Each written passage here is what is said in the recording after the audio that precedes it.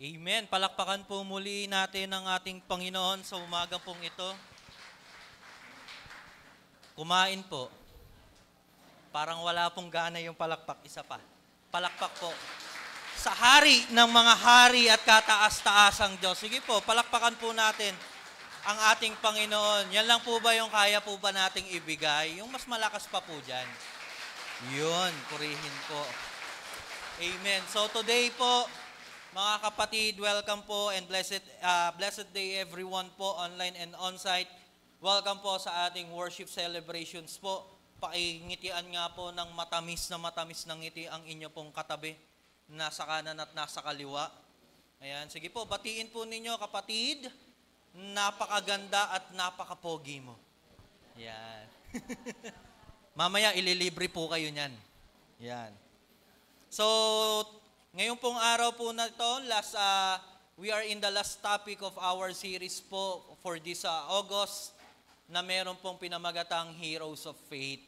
So from first week until third week po nang pinag-uusapan po natin yung topic po na yan, nakita po natin kung papaano yung mga mananampalataya or yung mga naging heroes of faith or yung mga character po sa Bible na matatagpuan po natin sa Hebrews chapter 11 kung papaano sila nanampalataya sa Diyos at kung anong klaseng pananampalataya ang meron sila. Amen po. So, doon po sa series po na yun, from first week to third week, pinakita po sa atin na kakaiba ang pananampalataya nila sa Diyos. So, we talk about the faith ng mga taong ginamit ng Diyos para sa kaniyang layunin. Naniniwala po ako na meron pong layunin ang Diyos sa atin, ang problema, papaano kakakapit at mananampalataya doon. Amen? So personally po sa atin po, especially na po sa generations po natin o sa henerasyon po natin ngayon, napakahirap manampalataya kapag ka punong-puno ka ng struggle sa buhay. Tama po ba? Like for example po, may pinagdadaanan kang circumstances sa buhay mo, tapos sinabi bigla sa iyo ng Panginoon, bukas, aayos ka. Naniniwala po kayo doon? Halimbawa, like for example, ganito po, may problema ka when it comes sa budget. Paano ko kaya babayaran to? Ang laki ng bill namin. Tapos bigla mong maririnig si Lord, bukas bayad yan. Amen. Grabe, no? May nananampalataya doon, natindi. Amen. So, napakahirap intindihin, napakahirap unawain, pero mga kapatid, gusto ko lang pong sabihin, kapag sinabi ng Lord, mangyayari yan. Amen. Naalala ko po ulit yung, every time na ginagawa ko po itong preaching na to, naalala ko po ulit yung kanta ng Musikatha. Yung na-post ko po yun sa Facebook ko eh, sabi doon, pag sinabi mo. Kasi sabi doon sa lyrics, mga halaman natutuyo, ang lupa, halaman nalalanta, ang lupa natutuyo, ngunit tapat ang lahat ng sinabi mo. Grabe po yung kantang yun. Alam nyo po, ano po siya eh, praise song po siya, pero nung pinakikinggan ko po siya, tumutulo yung luha ko. Tapos eto po, sakto po itong ginagawa ko po itong preaching na to, kinoconstruct ko po siya. Sabi ko, Lord, hindi naman worship tong kanta, pero naluluha ako. Kasi tama po ang sinabi ng Panginoon, tapat siya sa lahat ng sinabi niya. Amen. So anong kwento natin, no, personally natin, na masasabi nating naging tapat ang Diyos, na kayang-kaya mong panghawakan kapag sinabi ng Lord, panghahawakan mo. Di ba katulad po ng kanta natin, mga pangako mo aking panghahawakan. So anong pangako ng Diyos ang pinanghawakan na natin?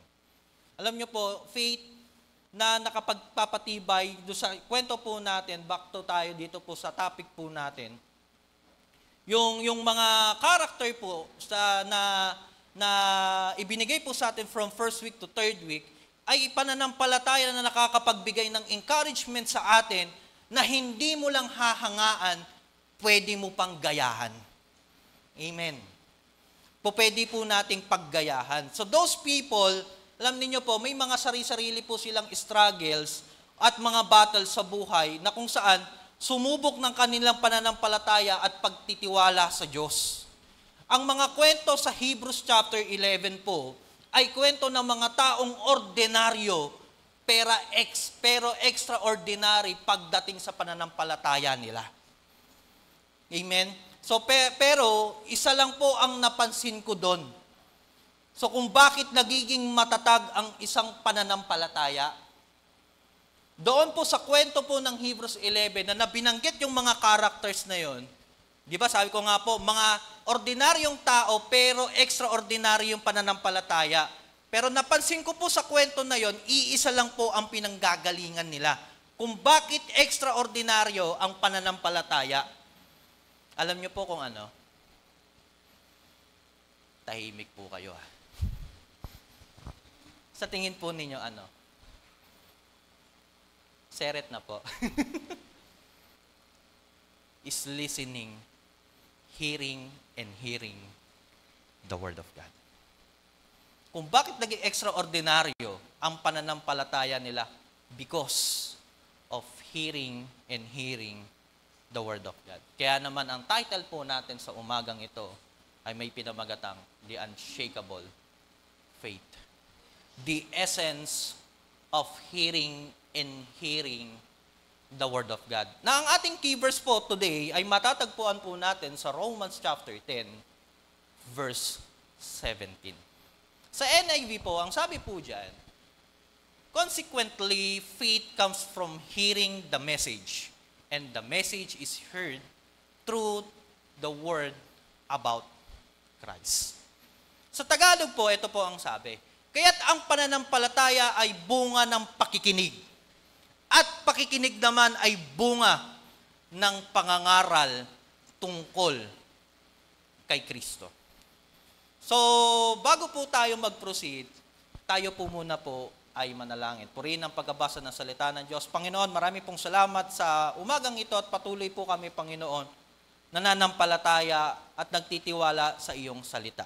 Bigyan ninyo po kami, Panginoon, ng clear mind, Panginoon, and even sa aming puso, nang sa ganon, O God, na ang aming mapapag-aralan, mapapakinggan sa mga oras na ito, Lord God, ay hindi lang basta tumimo, kundi mai-apply po namin sa mga sarili po namin, O Lord God, nang sa ganon, masabi namin, O God, na ang pananampalataya namin ay matibay at matatag. Ano man ang maging hamon namin sa buhay, Lord, pangahawakan namin ang iyong salita. Marami pong salamat. Muli ito pong aming samod dalangin sa pangalan ng Panginoong Yesus. Amen. Palakpakan po natin ang ating Panginoon. So, sabi ko nga po, itong part po na yan ng Romans chapter 10, verse 17, ang kausap po ni Apostol po dyan ay mga hentil na mga mananampalataya. Actually po, ang devotion ko po, kasama po yan. Nasa Romans series po ako. Ang Romans po, ang Book of Romans, ay patungkol sa salvation. Pinatutungkulan dyan kung papaano naligtas ang mga hintil dyan sa lugar po ng Roma. Kaya nga po doon sa mga nabanggit po dyan, sa mga previous chapters po niyan, binabanggit po ni Apostol Pablo na mga kapatid, wala po tayong dapat ipagmalaki kasi nga kinahabagan lang tayo. Hindi natin po pwede or hindi tayo po pwedeng maging above doon sa mga lokal na mga Israelita kasi talaga sila yung tunay na minahal. Pero dahil din sa kanila at sa katigasan ng ulo nila, na-extend yung salvation sa atin. Mga kapatid, gusto ko lang pong sabihin sa atin na tayo po yung mga hentil, hindi po tayo mga Israelita. Okay po, tingnan niyo po yung katabi niyo, mukha bang Hudyo yan? Amen. Mukha lang pong Hudyo pero hintil yan. Okay po, so na-extend po ang kaligtasan po natin dahil nga po sa pagiging stubbornness ng mga Israelita. Kasi ayaw talaga nilang tanggapin si Jesus eh. Na ang pakiramdam nila, kapag binanggit yung pangalang Jesus, may toyo. Parang hindi normal to ah. Pero mo, nagpo-proclaim na siya yung haring darating. Siya yung Messiah. Ay, kaya sabi ko nga po eh, di ba?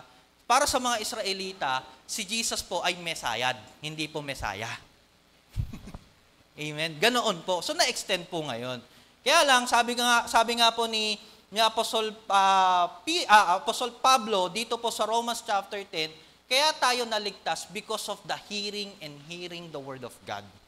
Kaya ka nananampalataya, kaya tayo nananampalataya because narinig kasi natin yung kwento tungkol sa Panginoong Hesukristo. Kung kayo po'y tatanungin ko today, ano pong kwento ng Panginoong Hesus sa buhay po ninyo?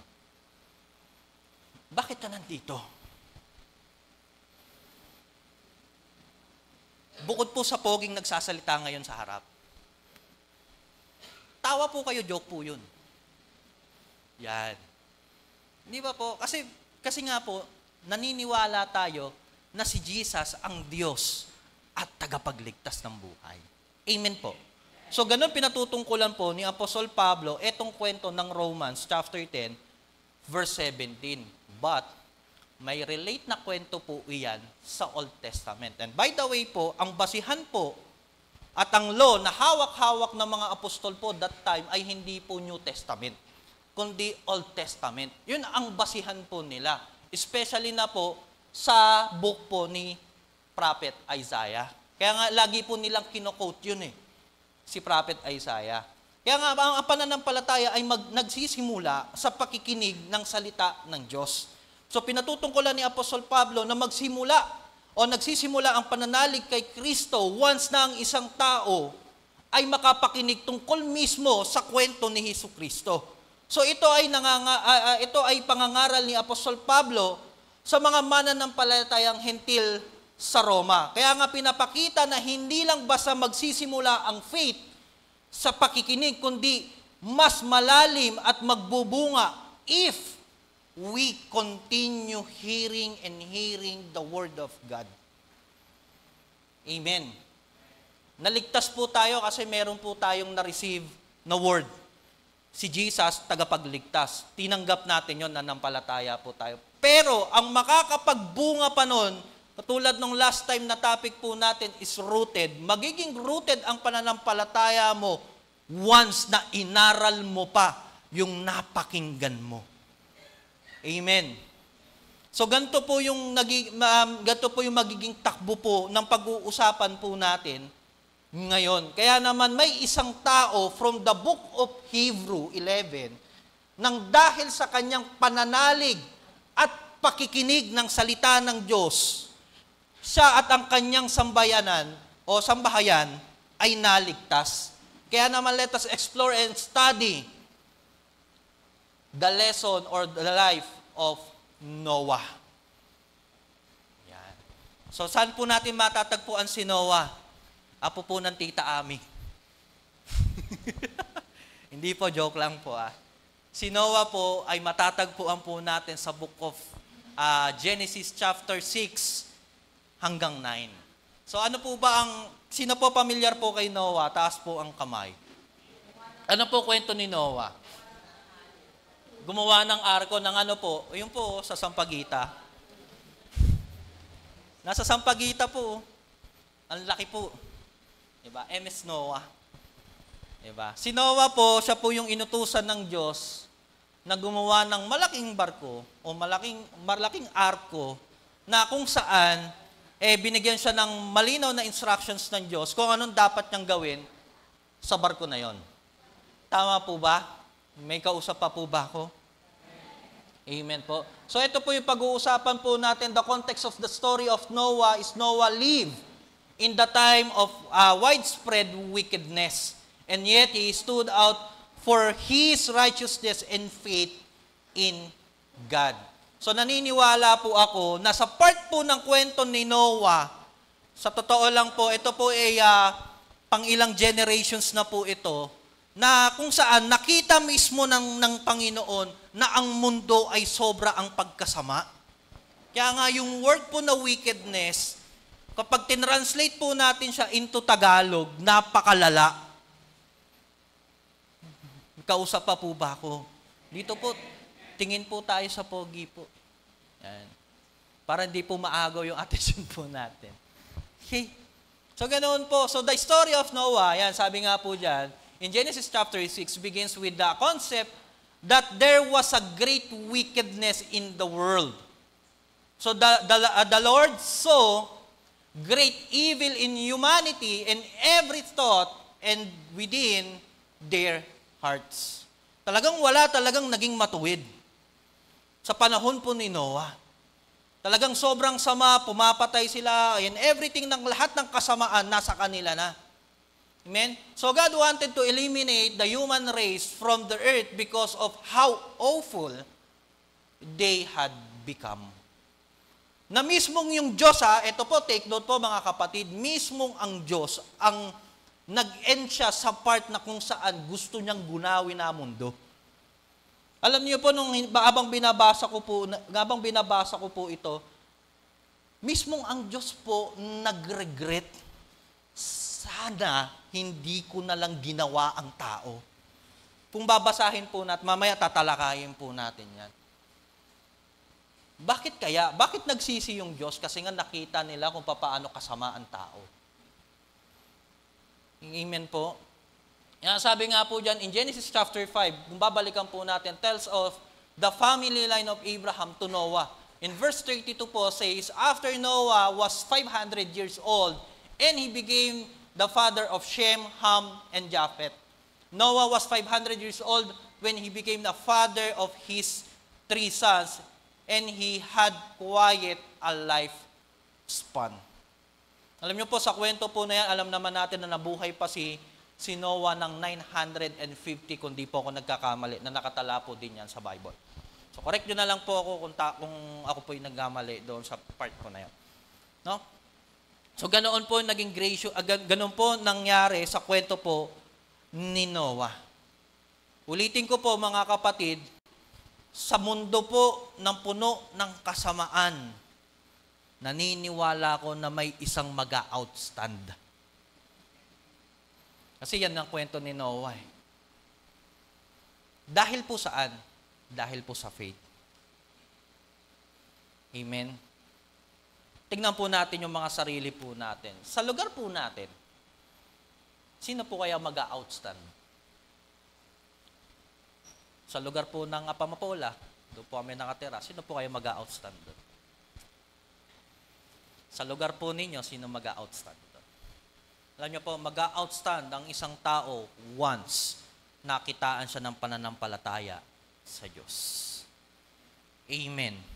Kaya naman po, di ko na patatagalin to explore the depth of Noah's faith and how it was demonstrated to his actions and how we can apply the life lessons of Noah.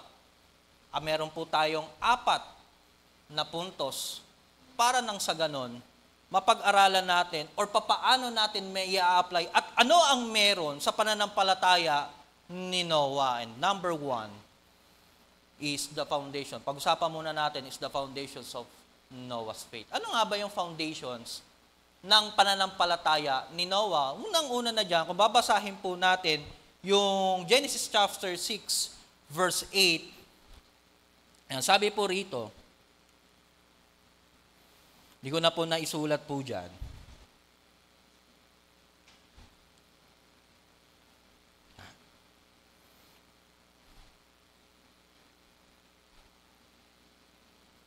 Yo.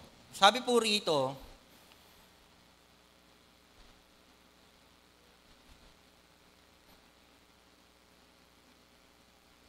yan.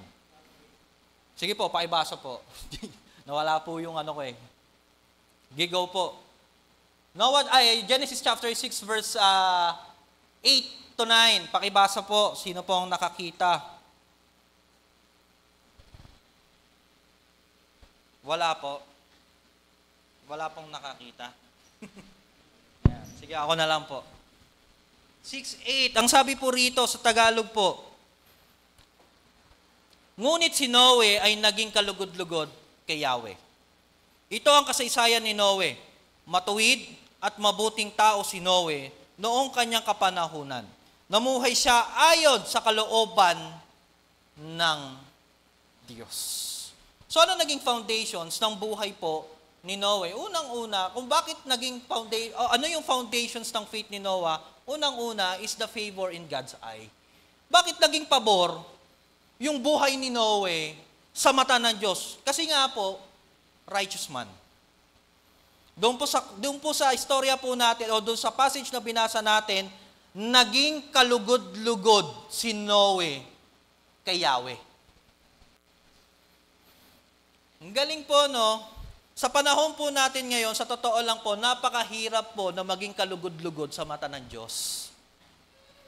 Bakit po? Pastor, grabe ka naman. Parang ang ironic naman ng sinasabi mo. Hindi po, totoo po iyon. Kasi nga po, likas po sa ating mga tao ang kasalanan. Likas po sa ating mga tao ang gumawa po ng mali. Kahit na conscious po tayo doon sa part po na yan, pero still nagkakamali pa rin tayo. Hindi lang naman po the way we speak kundi the way we think. Paano tayo mag-isip. Tama po ba? Even yung laman ng ating puso, nagkakamali po tayo. Amen po ba? Kahit na hindi natin sabihin ng lumalabas sa ating bibig, kapatid, minsan nakakapag-isip tayo ng mali, especially na sa kapwa natin.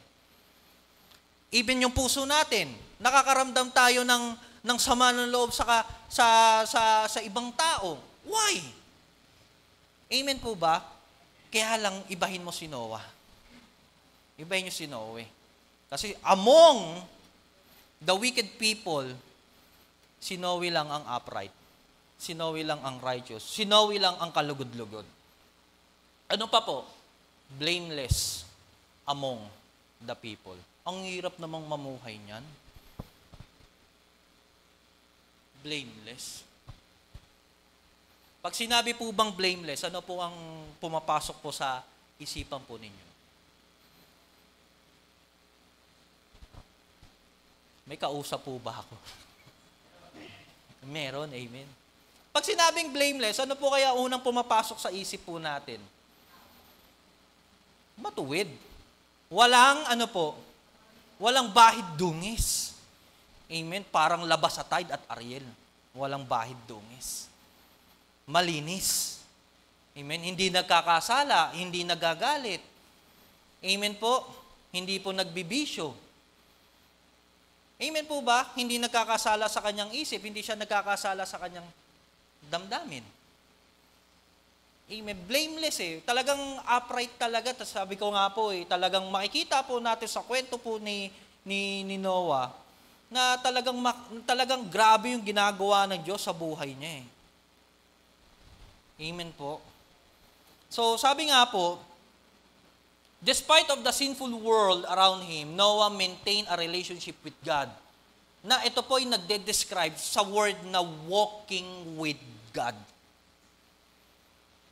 Paglakad kung saan pinapalakaran ng Diyos. Kasi maraming mga tao po na lakad ng lakad pero hindi naman pinalalakaran ng Lord. Kaya nga po, minsan, ang isang mananampalataya, lumilihis siya ng kanyang pananampalataya kasi hindi naman siya lumalakad doon sa pinalalakaran ng Lord. Amen. Ano ba sinabi ni Lord? Anak, huwag kang kakaliwa Kasi pagka kumaliwa ka, ay baka makanal ka. Ayun, kumaliwa. O di umuwi. Di ba? Umuwi ng marumi. So minsan ganun po tayo mga mananampalataya. Aminin po natin sa hindi, kapatid, may ganyan po tayong sequence. Yung hindi naman pinagagawa ni Lord, ginagawa natin. Yung hindi naman sinasabi ng Lord na, anak, ito gawin mo, anak, ito gawin mo. Pero hindi yun Ang nasusunod pa rin sa atin, tayo pa rin. Amen po. So nasaan ang pananampalataya natin nun kung tayo pa rin ang nasusunod sa ginagawa natin. Amen. Palakpakan po natin ang Panginoon. Kaya nga po dito, pinakikita po na yung foundations ng pananampalataya ni Noe is all about the righteous living and also being blameless. Uulitin ko po mga kapatid, hindi po masama na maging righteous ka sa pamumuhay mo ngayon. Kasi because of the law. Yun naman talaga yung batas Binali ba ni Jesus yung batas nung panahon na siya ay nabuhay dito sa mundo? Hindi. Hindi niya binabali yun. Bagkos, pinatutupad niya pa nga yun Lagi nga siyang bumabalik Ulitin ko po every time na nangangaral ang Panginoong Jesucristo that time, lagi siyang bumabalik doon sa Book of Law. Ano ba yung Book of Law? Yung ginawa ni Moses. Kasi ang gusto ng Diyos sa panahon na isinulat ang Ten Commandments is yung mga tawag po rito, yung kanyang bayan ay makonsecrate at maging karapat-dapat sa mata ng Diyos. Ulitin ko po, ang gusto ng Diyos ay yung bansang malakas na umaasa lang sa lakas ng Diyos. Hindi sa lakas ng kung sino-sino. Kaya nga po, nung panahon na nanghingi sila ng hari, di ba anong sabi ni Samuel? Ginusto nyo yan, hindi gusto ng Diyos yan. Sometimes Christians is like that. Nagiging matigas ang ulo natin kasi kung sino-sino hinahanap natin. Wala tayong faith. Hindi natin kayang panghawakan yung salita ng Diyos. Sabi na nga ng Lord, hindi, kaya ako nga kayo kinoconsecrate. Kaya ako nga kayo sineseparate kasi nga gusto ko na manampalataya kayo. Ang dami nang pinakita, di ba, yung in-explain ni Sister First sa last time. Di ba, kung paano gumawa ng miracle ang Diyos sa panahon po ni Moses. Birayin niyo po, naglalakbay kayo, hindi nyo naiintindihan yung kakainin nyo kasi yung mismong Diyos ang nagbababa ng pagkain eh. Amen? Nauuhaw, bibigyan ko kayo ng tubig. Tama po ba? Nainitan ka, eto may clouds oh. Para nasisilungan ninyo. Nilalamig kayo sa gabi, bibigyan ko kayo ng apoy. Di ba nakikita po natin, pero still ang Israel pa rin napaka mapaghanap. Huwag po kayong tumingin sa katabi nyo, hindi po yan mapaghanap. Nakukontento nga po sa inyo yan eh. Kaya nga po tinabihan ka pa rin eh. Di ba? Amen. Ganun po ang Israel, alam nyo po mga kapatid, hanggang ngayon, nangyayari po yan. Marami po tayong hinahanap. Pero sa totoo lang po mga kapatid, eto na eh, binibigay na ng Lord. Tulad po ng ginawa po, tulad po sa istorya ni Noah, binigay na eh. Nandito na, ang kailangan lang natin, yung pananampalataya na meron tayo. So by the way, in verse 1 to 7 ng chapter 6, makikita po natin na ang tao ay sobra ang sama, ni isa ay walang naging matuwid sa kanyang paningin. As we can see in this passage, meron pong istorya po dyan, meron pong isang tricky kwento dyan. Yung kwento na kung saan yung Son of God ay nakipag-relationship sa mga daughters ng human. Kaya po, meron pong kwento po dyan na makikita po ninyo o yung word po na Nephilim. Yung Nephilim po, ito po yung mga higante na byproduct ng mga sons of God at ng mga asawa nilang humans. Okay po? So question po, Pastor, sino po yung mga sons of God na yan? So meron po kasing tatlong primary views regarding po doon sa passage po na yan na Son of God. Unang-unang view na po dyan is the fallen angels. Alam naman po natin na bago magsimula, yung Genesis chapter 1 verse 1 and Genesis chapter 1 verse 2, meron pong tinatawag po dyan na gap theory.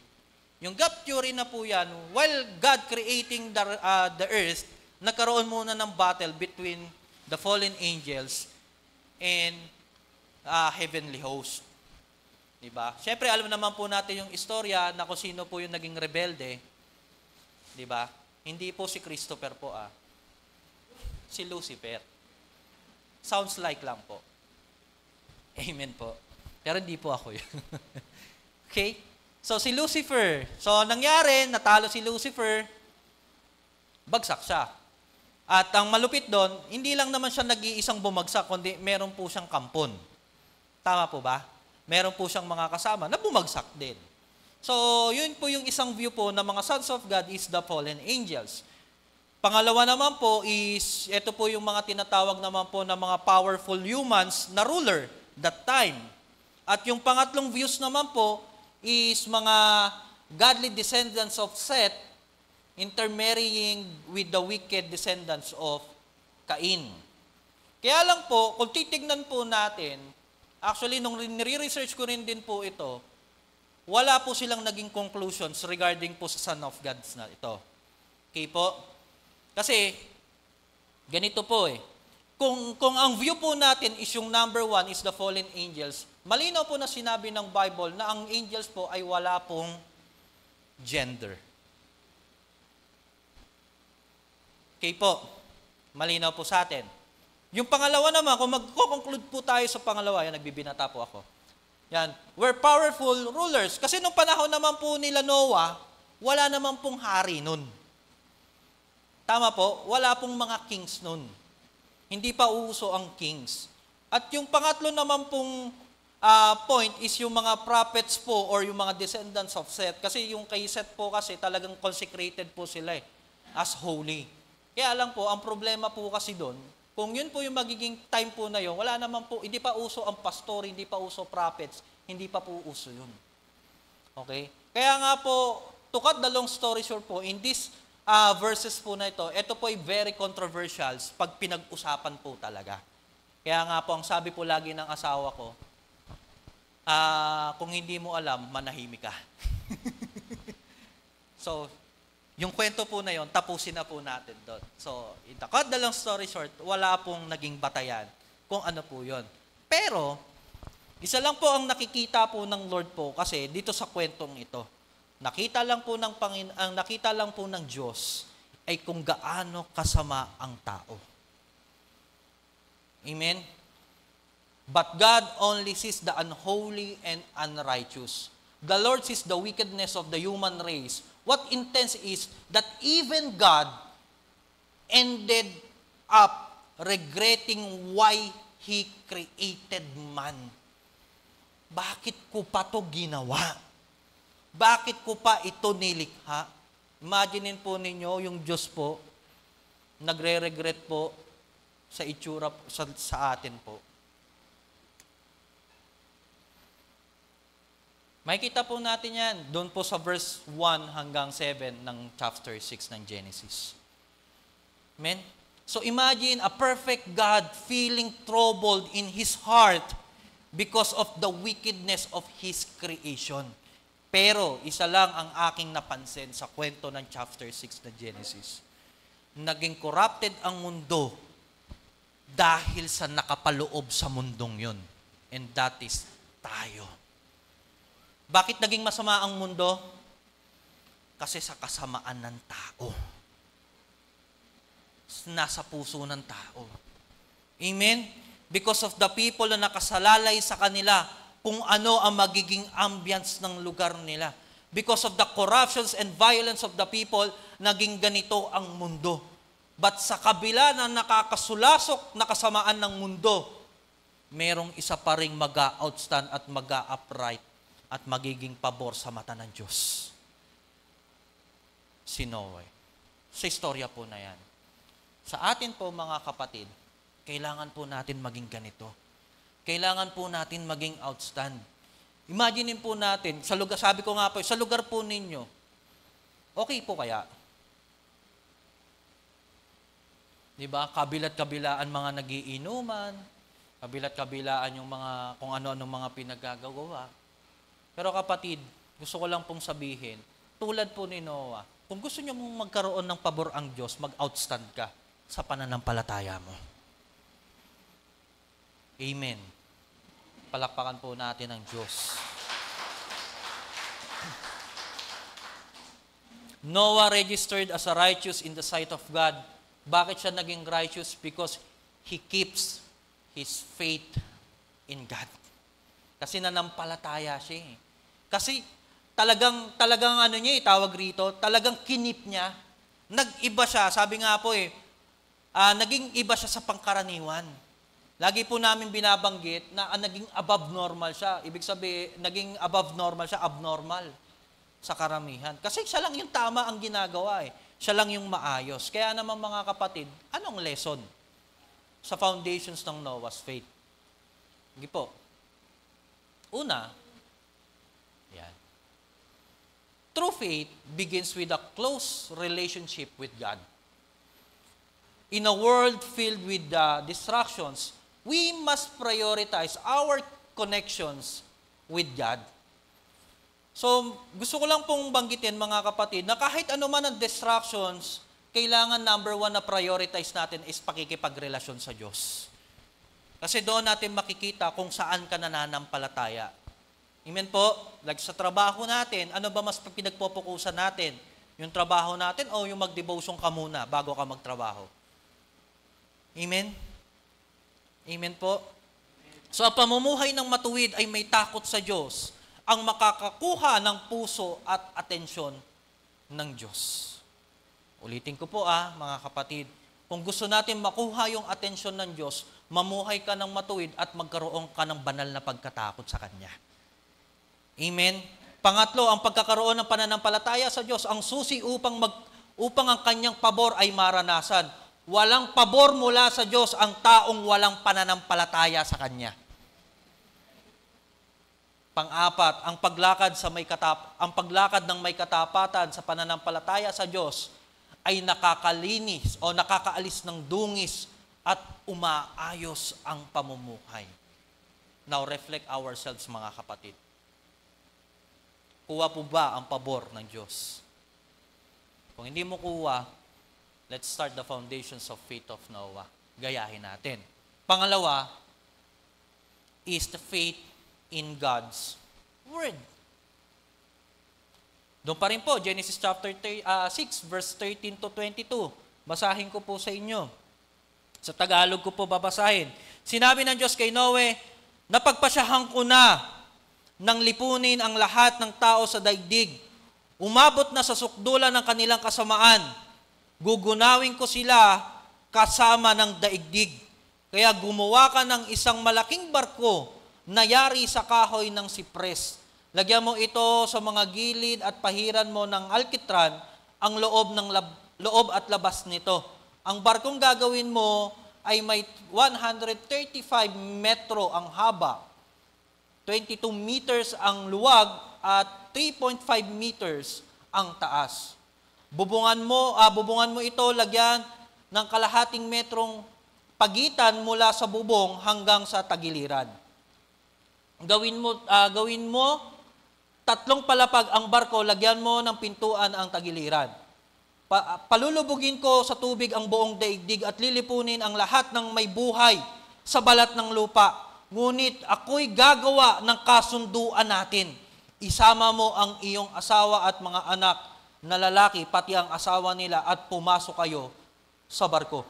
Magsakay ka ng isang lalaki at isang babae ng bawat uri ng hayop at ibon upang magpatuloy ang lahi nila. Magsakay ka rin ng tig-isang pares ng bawat uri ng ibon at hayop at mga gumagapang sa lupa upang magpatuloy rin ang lahi ng mga ito.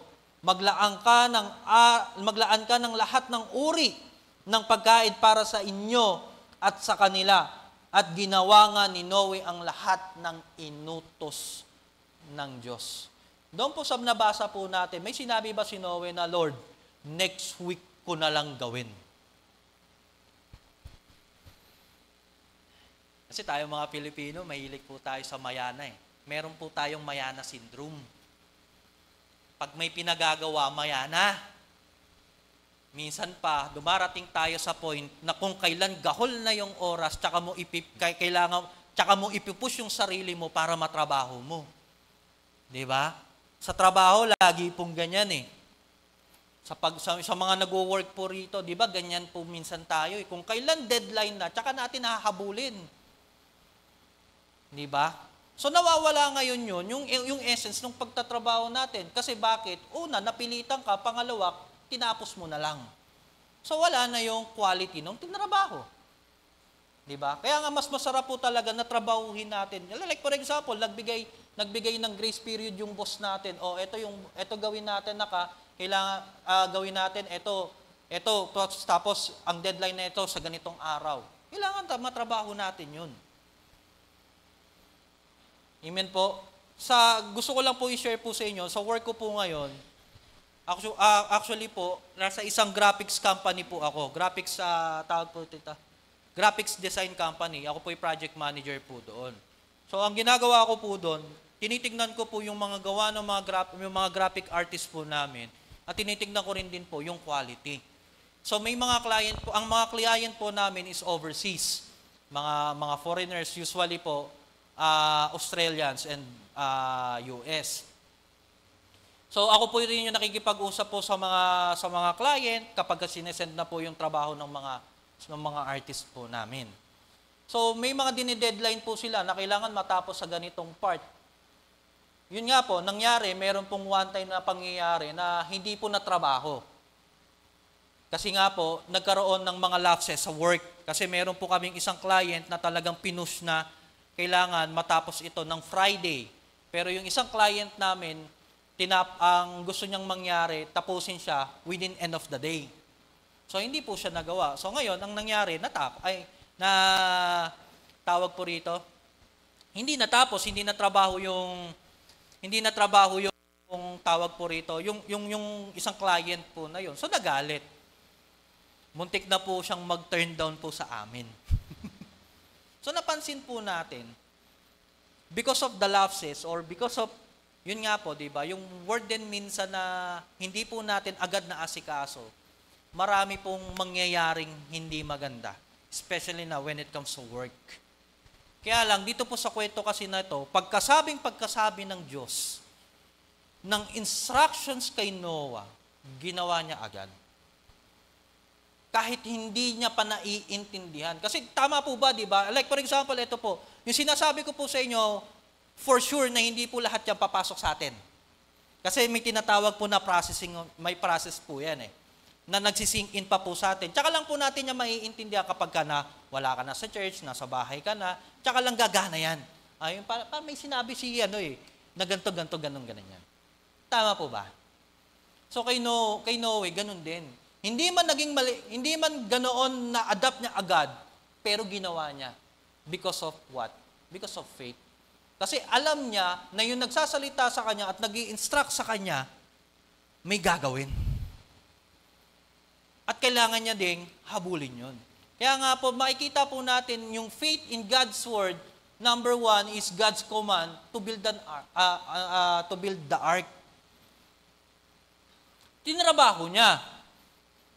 Tama po ba? Pero imagine po ninyo, gaano kalaki yan para sa isang taong magtatrabaho.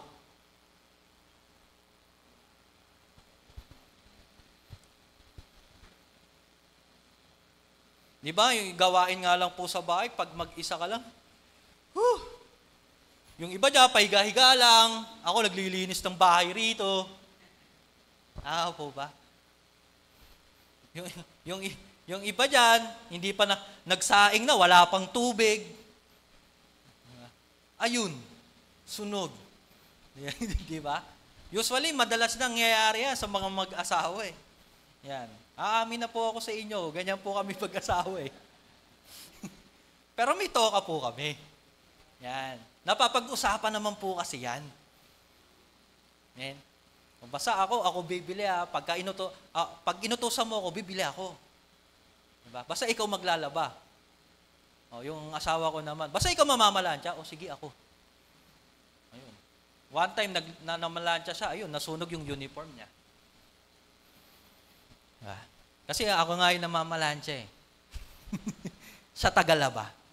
Yan. So, nakikita po natin, so God's command, hindi po natin, kasi may mga specific po tayo di ba sabi nga po sa Corinthians, meron po tayong difference gift sa atin. Na kapag sinabi ng Lord na ito gawin mo, ito gawin mo. Kapag sinabi ng Lord na, anak ito yung gagawin natin. Ngayon gawin natin. Ganon din when it comes kay Noe. So magagawa mo trabahuin yung pinagagawa ng Diyos because meron kang pananampalataya.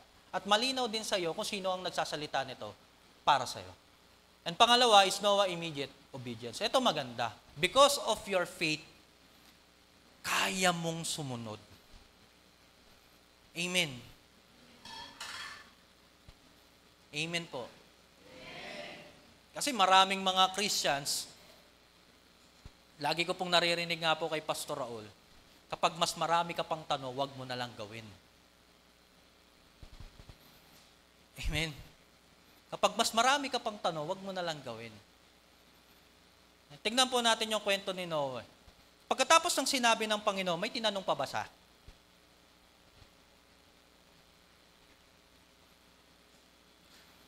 Tatahimik niyo po talaga. Parang ano po kayo May tinanong po siya, wala. Gumawa po kagad siya. Amen po. Sometimes ganun po ang minsan lang hinihiling po sa atin. Bago ka magtanong, gawin mo muna. Gawin muna natin. Kasi doon mo natin mapapakita yung respeto at yung pananampalataya mo sa taong nagsabi nun sa'yo. Amen po. Especially po sa atin. Diba?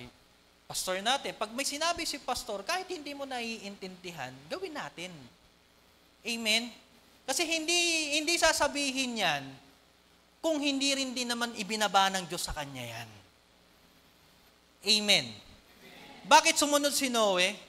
Kasi nga, malinaw nga din sa kanya. Bagamat na close yung pagkakabanggit ng Diyos sa kanya na dapat niyang gawin, actually po, mas pinaunawa din ng Holy Spirit sa kanya, na nananahan din sa kanya, na kailangan mo itong gawin. Kasi may mangyayaring hindi talaga maganda. Amen po. When it comes sa ministry po natin, mga kapatid, pag may pinagawa sa atin, gawin po natin. Walang problema. Actually po, ako po tatanungin nyo, wala namang masama talagang magtanong to clarify. Tama po. Kasi may mga ganito po kasi, may mga nagtatanong po kasi na ayaw naman kasi talagang gawin. Tama po ba? Kaya siya nagtatanong kasi hindi naman talaga para i-clarify, kundi para ayaw lang talagang gawin. Tama po ba? So yun nga, sabi nga po, ulitin ko po ulit, yung binanggit po lagi ni Pastor Raul, kung mas marami ka pang tanong, wag mo na natin gawin. Amen? Pero meron naman din talagang nagtatanong because of the curiosity at talagang gusto niyang maintindihan yung dapat niyang gawin. Amen po. Kasi along the journey, gagawin naman talaga. Kaya nga po, ito pong part na ito na kinukwento po or kwento po sa atin ni Noah, na ang pananampalataya po natin is by product of our obedience. Amen po ba? Amen po ba? So may pananampalataya tayo, susunod ka. Susunod tayo. Amen po?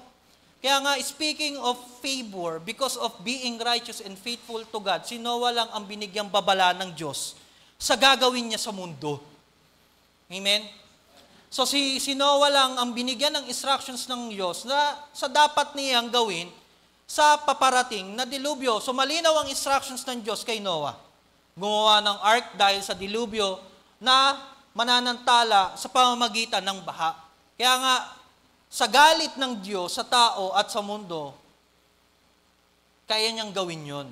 Kaya lang, dahil nga doon sa sa pananampalataya ni Noah, even ang kanyang pamilya, alam naman po natin nangyari, naligtas. Amen po. Kaya nga po, in verse 18 po, sabi nga po doon, God made a covenant to Noah and Noah's family. Because of being faithful to God, mismong ang Diyos ang gumawa ng covenant kay Noah. Gusto niyo po bang mangyari yun? Gusto niyo po bang mangyari na mismong ang Diyos ang magsasabi, anak, gawin mo to, may covenant ako sa iyo. Amen. Sunod ka. Susunod tayo. Kung ano yung pinagawa ni Lord, gagawin natin. So, sabi nga po doon, Noah obeyed God without questions, even though the concept of flood was likely incomprehensible at that time. Nga naman, sabi ng Lord, gugunawin ko ang mundo sa pamamagitan ng flood. Nung panahon naman nila, hindi naman bumabaha nun eh. Kahit na, siguro kung tayo si Noah, totoo yan, Lord. Sinasabi mo. Baka masabihan pa nga natin si Lord ng, naririnig mo ba sarili mo, Lord? Pero because of his faith, sumunod siya. Kahit napaka-imposible. Ano yung lesson? Lesson is this. Faith involves trusting God's word, even we do not fully understand it, or when it goes against human logic. Hindi arok ng ating kaisipan ang kaisipan ng Diyos. Pero ang gusto lang ng Diyos, manampalataya ka sa sinasabi niya para sa atin. Magagawang sumunod na kahit hindi mauunawaan dahil sa pananampalataya natin sa Diyos. Mamawala sa isip ang pagod, hirap at kaimposiblihan sa paggawa po natin kapag sinamahan po natin ng pananampalataya ang ating gagawin. At pang-apat, faith produce obedience and trust. Ulitin ko po, faith produces obedience and trust. That's why when someone knows how to follow and has trust, their life is surely filled with faith. Kapag ang isang tao ay marunong sumunod at marunong magtiwala, panigurado ang buhay niyan ay punong-puno ng pananampalataya. Palakpakan natin ang Lord. Pangatlo, ano pa po yung makukuha po natin sa pananampalataya ni Noah? Number 3 is faith in action. Ano po yun? Una, Noah's faith was active. And pangalawa, facing ridicule and doubt. So dito pumapasok yung book ng Hebrews chapter 11. Ano pong sabi ron?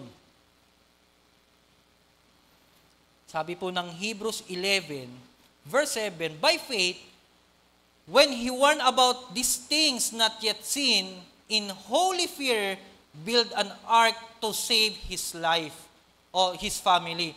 By his faith, he commended the world and became heir of the righteousness that is in keeping with faith.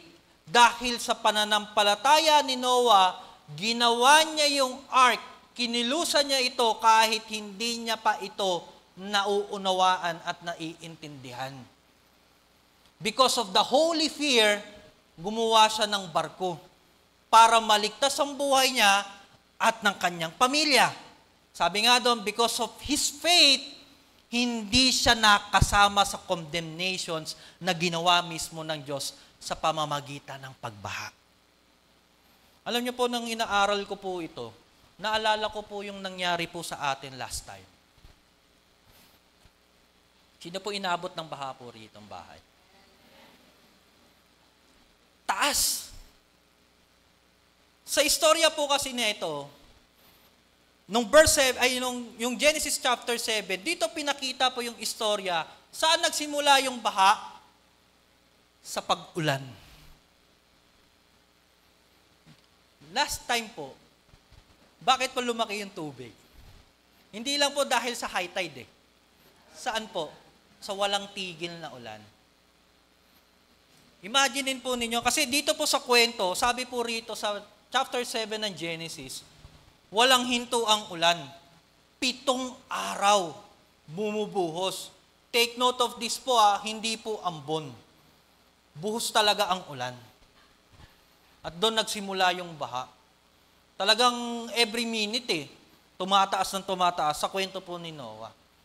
Nung panahon po natin, sabi ko nga, iniisip ko siguro kung 7 araw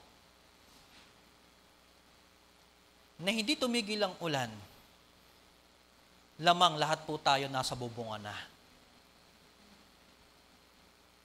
Pero may covenant kasi si Lord. Doon pumasok yung word ng Lord kay Noah. Di ba may covenant si Lord dyan? After ng flood, may sinabi si Lord, hindi ko nagugunawin ang mundo sa pamamagitan ng pagbaha. Buti po uminto no? Kasi kung hindi po uminto, aabutin po lahat tayo. Dami pong bahay na nasira. Alam ko po sa Potrero po ba? Meron po kaming kakilalang pastor po ng Victory, na yung bahay po nila talagang exclusive subdivision po yata sa Potrero, kung di po ako nagkakamali, Malabon. Pambihira. Hanggang second floor na po yung baha po sa kanila. Inabot po talaga sila. Kaya nga nakita po namin noon nung kalakasan po nung Miyerkules. Sabi nga po niya, nagpaparescue na sila sa Malabon. Yung iba pong lugar, alam ko po meron pong inabot talaga na lagpas tao na po ata o hanggang Diyan po yata sa Gabriel. Lagpas tao na po ata yung baha. Amen po. Amen po ba? Nandiyan pa po ba kayo? So, di ba nakikita po natin na yung struggles po ng bawat tao, when it comes po sa ganitong pangyayari, dito po masusubukan natin yung pananampalataya.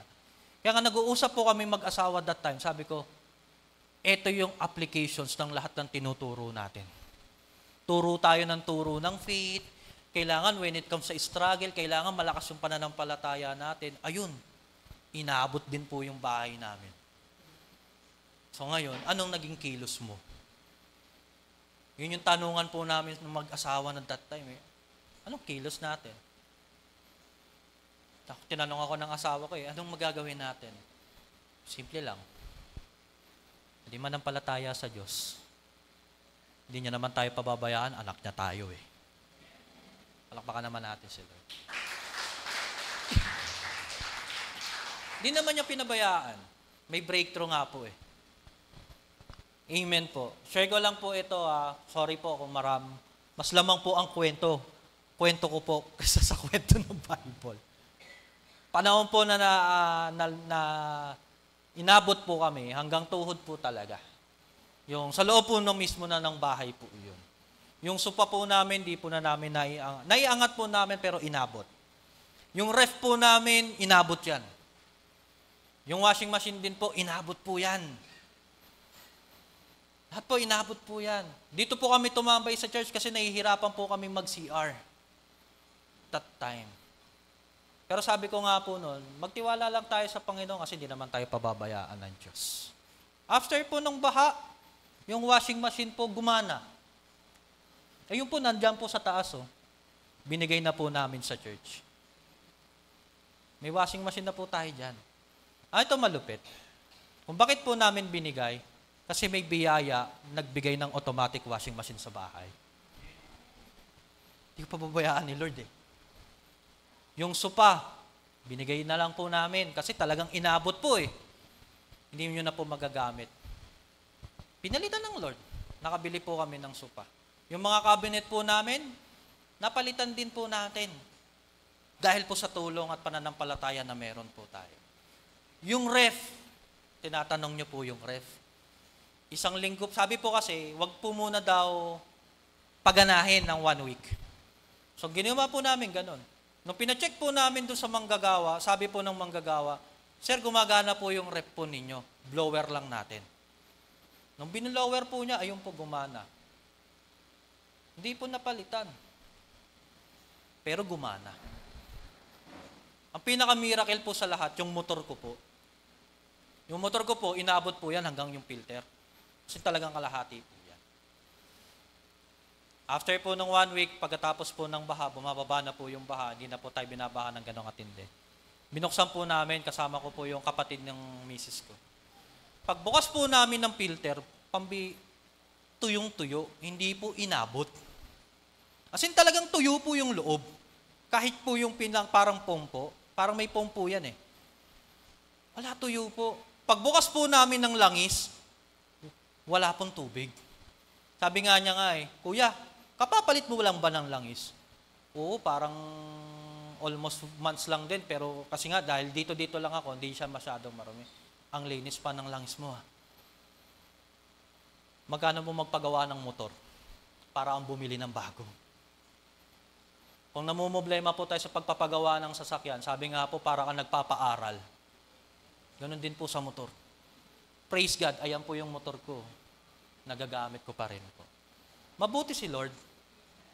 Bakit? Dahil sa pananampalataya. Kasi yung favor ng Lord, because of your faith, kuwang-kuwa mo yung favor ng Lord. Palakpakan naman natin si Lord. Di ko po ito sinasabi para ipagyabang po. Kundi sinasabi ko po ito, kasi gusto ko pong bigyan kayo encouragement. Alam ko po na lahat po tayo nasalanta. Pero dahil sa pananampalataya na meron ka kapatid, makakabawi ka. Amen? Ito maganda, hindi ikaw ang babawi. Kasi si Lord ang babawi sa'yo. Amen? Purihin po ang Panginoong Diyos. Yan, facing ridicule.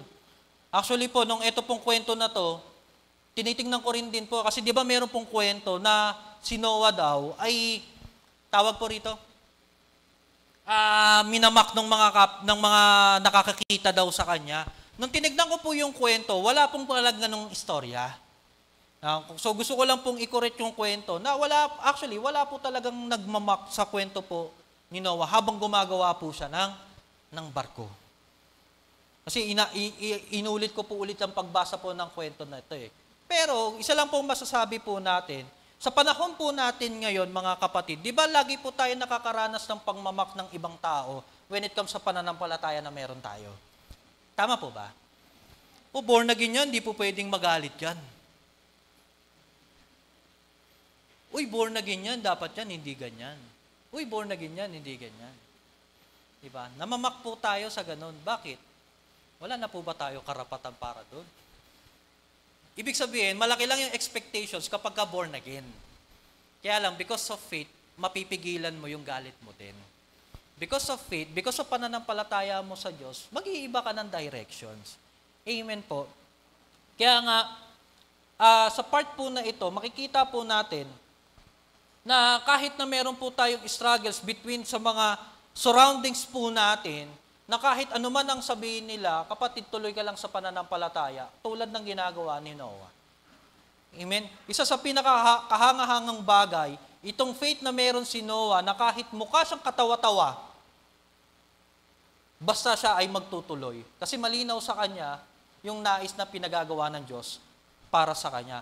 Kaya nga po minsan, ang instructions ng Diyos sa atin, bagamat na malinaw, pero dahil nga meron tayong doubt, hindi po natin magawa.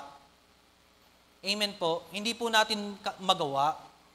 Kaya nga po kapatid, kailangan po natin na mag-outstand po tayo doon sa pananampalataya kasi nga po, etong pananampalataya ang tutulong sa atin na magpupush sa atin para gawin yung pinagagawa ng Diyos para sa atin. Amen? Malaking tulong din naman talaga yung mga taong nagpupush sa atin.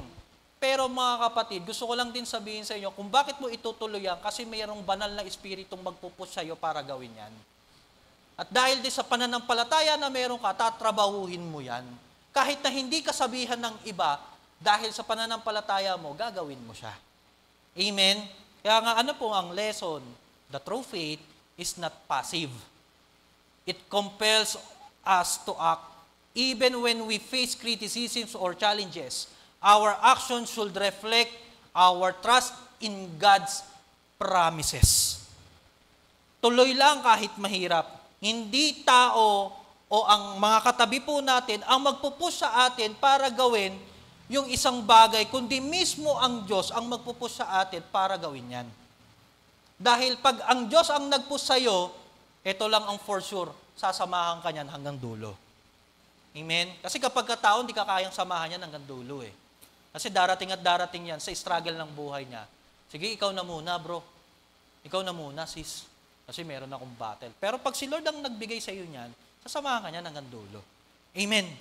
Dahil sa faith na meron tayo, katawa-tawa man tayo sa marami, pero kahanga-hanga po yan sa mata ng Diyos o sa pinaglilingkuran natin. Awkward man sa iba, huwag mag-alala, mas awkward ang walang pananampalataya at hindi gumagawa.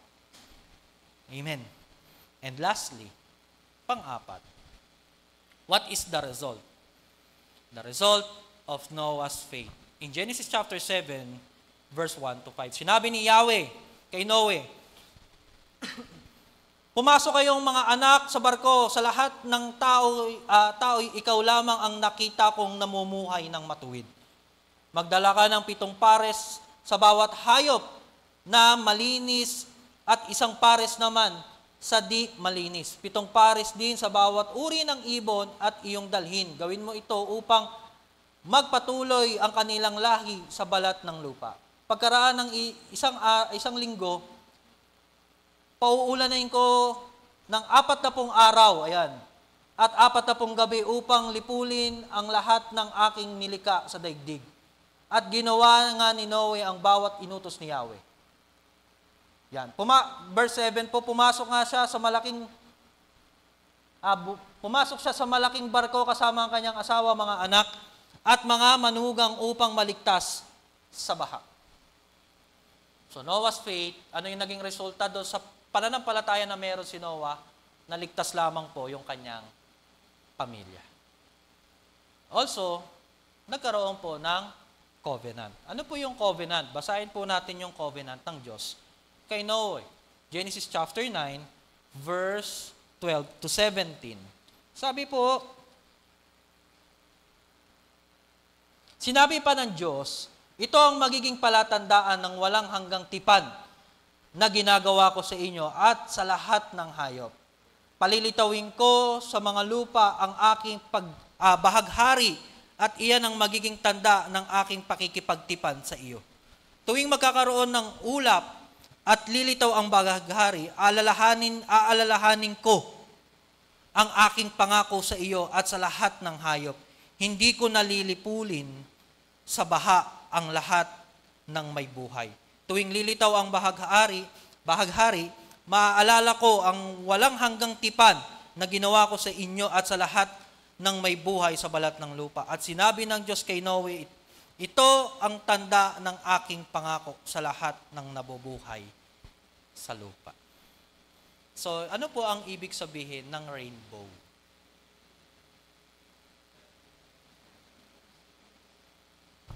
May gumagamit ako ng rainbow. Tama po ba? May gumagamit po ng rainbow. Ano daw po meaning? In the biblical terminations, ang rainbow po ay nagsisignify sa tipan niya sa ninuno nating si Noe. Ano po iyon? Kaligtasan. Kaligtasan. Hindi po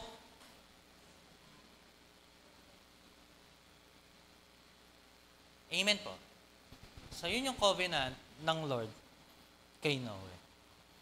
So ano nga po ba yung pwede nating maging lesson sa pang-apat na yan? Sa resulta ng pananampalataya kay Noe. Faith leads to salvation and blessing. Not just for ourselves, but often for those around us as well. Kayang iligtas ng pananampalataya ang buhay ng tao at ng pamilya. Kung tayo ay may tunay na pananampalataya, may kaligtasan sa pananampalataya at higit sa lahat, may breakthrough kang aanihin o may breakthrough aanihin ang taong matindi ang pananampalataya sa Diyos. Amen. Palakpakan po natin ang Lord. Kaya naman sa mga oras na ito, mga kapatid, what is the lessons of Noah's faith? Faith requires trust. Ang pananampalataya po ay nagre-require, saan po? Sa ating Saan po? Sa ating titiwala. Faith requires obedience. Ang pananampalataya po pala ay nangangailangan ng ano po? Pagsunod. At ang pananampalataya ay meron pong reward. Sino po gustong magka-reward today?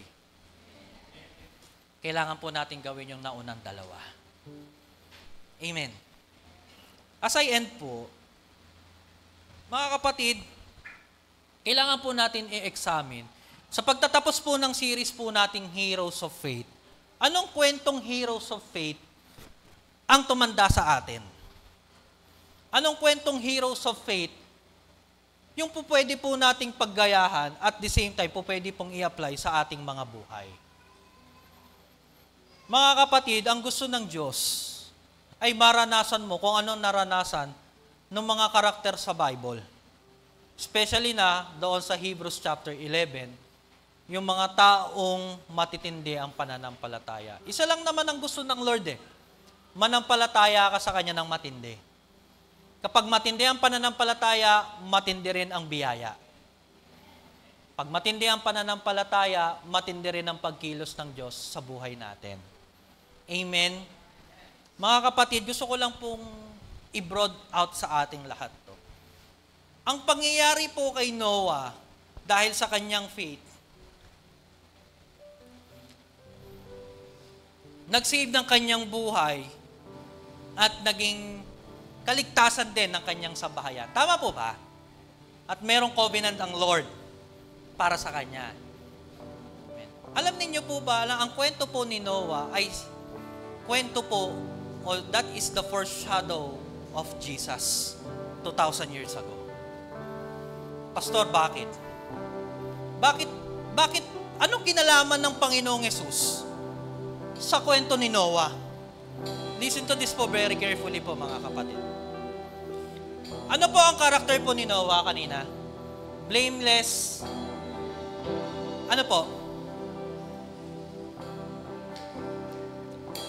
Upright. Righteous. What is the character of Jesus?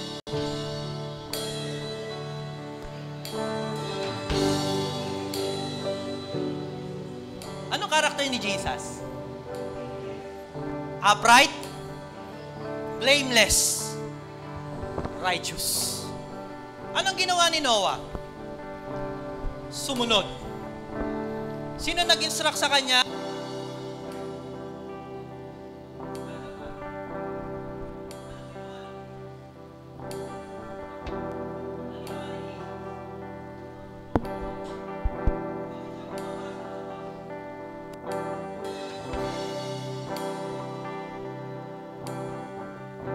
Hello.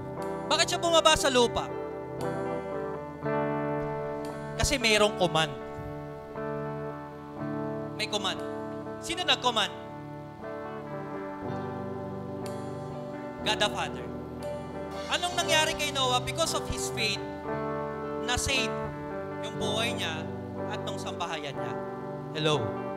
Hello. Hello. Anong ginawa ni Jesus?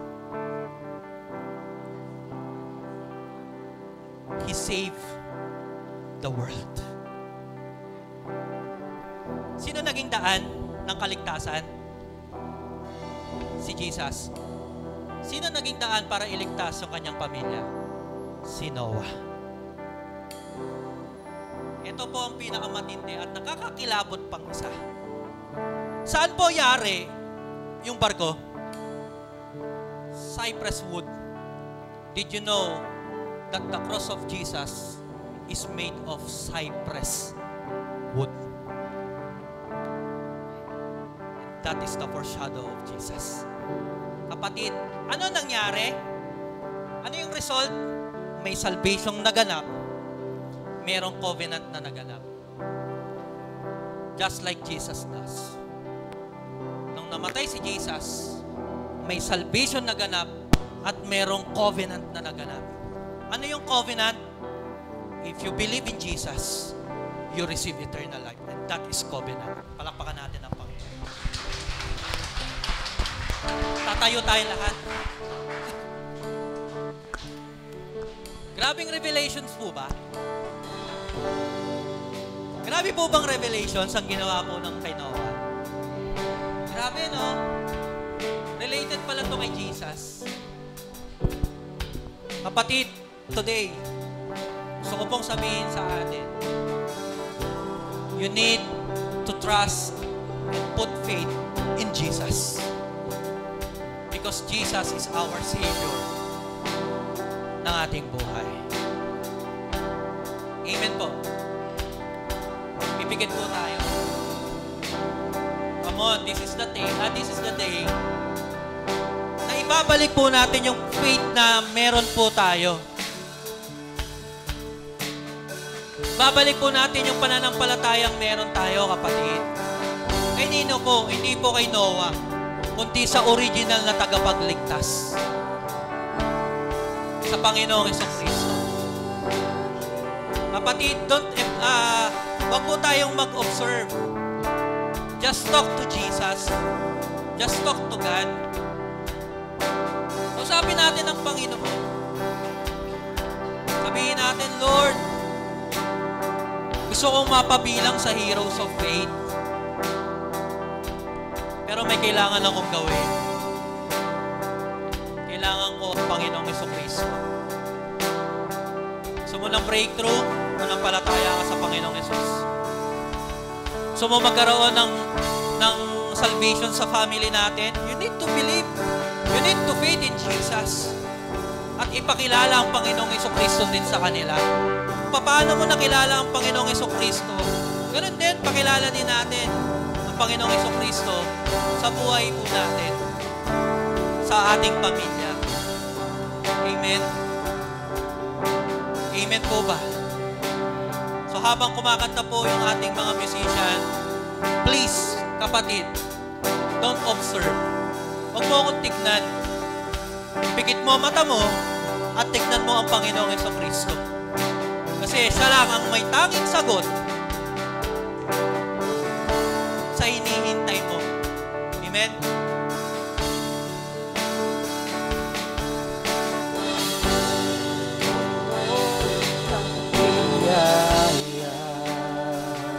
Yes, Lord.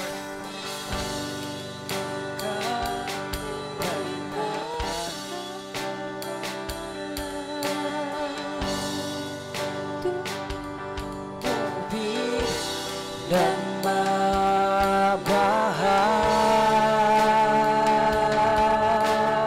Yes, Lord.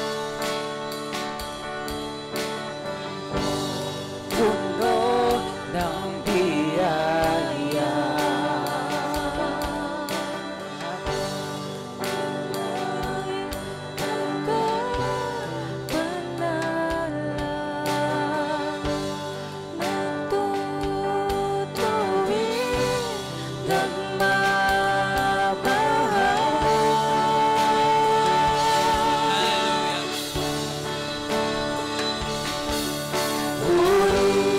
Purihin ang kanyang kamahalan, sambahin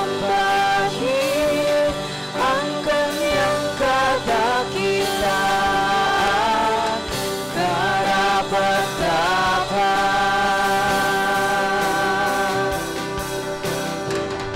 nararapat.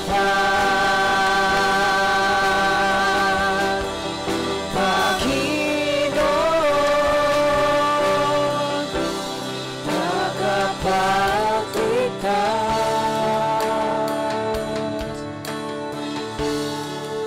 Kapatid, for the last time,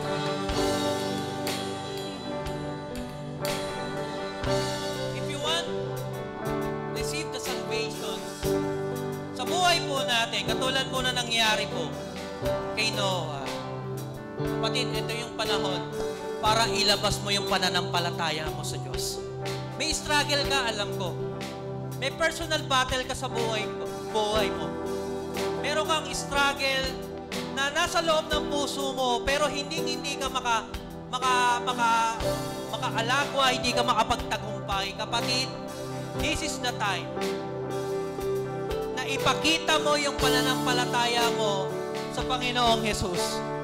Gusto ko lang sabihin, mga kapatid, 2,000 years ago, napagtagumpayan ng Panginoon at siya ay nanalo sa laban.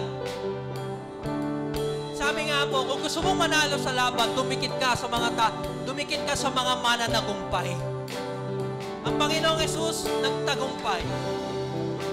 All you can do is faith. Amen po ba? Amen po ba? Kapatid, ulitin ko po ulit, for the last time, isisigaw mo yung pananampalataya mo sa Panginoon. Amen po ba? At the count of 3, isisigaw mo yung nais mong mangyari sa Panginoon. Magtatagumpay ka. Purihin 1, ang kanyang kabahalan, sambahin ang kanyang kadakilaan, karapat-dapat,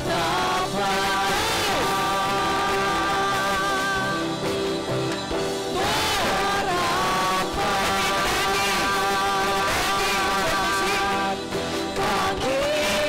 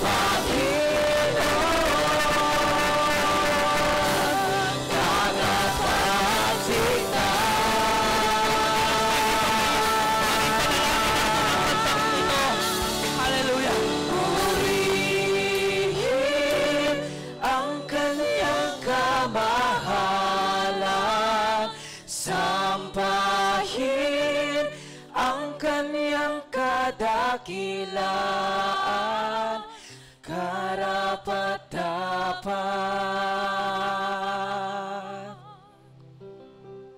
nararapat,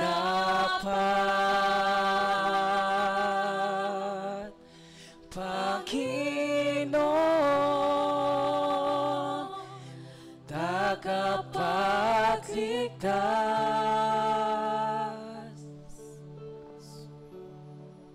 Wow. Lord, ang sarap sa presensya mo, Panginoon. Kung papaano sinubok mo yung iyong mga lingkod na maglalabas ng tunay naming pananampalataya sa inyo. Sa mga oras na ito, Panginoon, may mga kapatid po kami, Panginoon, na tila baga doubt sa laban ng buhay po nila. Doubt because of the naririnig niya, Panginoon, sa iba. Pero this time, I'm sure, Lord, na naranasan nila, nakasama mo sila sa laban nila. Nananampalataya kami, Panginoon. Yung pananampalataya namin, Panginoon, ay hindi lang po one-time event. Na kung saan, O Lord, na tinanggap ka namin bilang Diyos at tagapagligtas. Still, O Lord God, ito po ay continuations, O Lord. Natatatag, mas lalalim, Panginoon. Ikaw ang cornerstone namin, Panginoon. Ikaw ang haligi ng aming pananampalataya. Kung bakit marami, Panginoon, ang agad na bumabagsak dahil, Lord, nagkamali kami ng desisyon na hindi ikaw ang naging panulokang bato sa aming pundasyon. Pero this time, natuto kami. Muli naming ibabalik ang pananampalataya namin sa iyo. Muli naming pagtitiwalaan ang pangako. Muli namin, Panginoon, sasambahin ang pangalan mo. Kasi karapat dapat at nararapat. Ikaw, Panginoong Yesus, ang siyang tanging tagapagligtas. Maraming pong salamat, Panginoon. Thank you po sa biyayang pinagkaloob mo sa amin today. Maraming pong salamat. Mga kapatid, papalakpak tayo sa panunumbalik ng ating pananampalataya. Come on, palakpak tayo sa Panginoon. Papalakpak ang mga nagtagumpay. Papalakpak ang mga nakareceive ng tagumpay today. Papalakpak ang mga nanumbalik ang pananampalataya sa Panginoon. Papalakpak ang makakaranas ng breakthrough. Papalakpak ang makakaranas ng covenant muli ng Panginoon sa pangalan ng Panginoong Yesus. Sisigaw ang mga may pananampalataya sa Panginoon. Amen!